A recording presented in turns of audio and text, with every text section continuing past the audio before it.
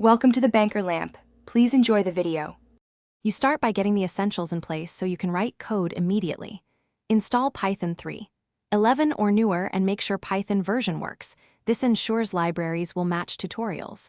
Pick a lightweight editor like VS Code or Thani so you avoid distractions.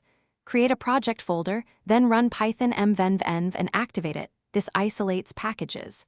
Once done, open the editor in that folder, create main. Py, and type your first print, hello, to validate the setup. You now add fundamentals that let you build useful scripts.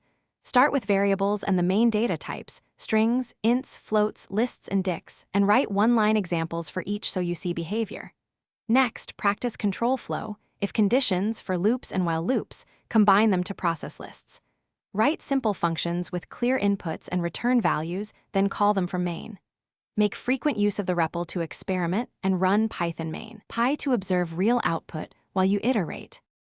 You finish by structuring and stabilizing your work so it's repeatable. Move related functions into modules, add and if name equals main guard, and document intent with concise comments. Freeze dependencies into requirements. TXT so others reproduce your environment. Run tests or a simple script to confirm behavior.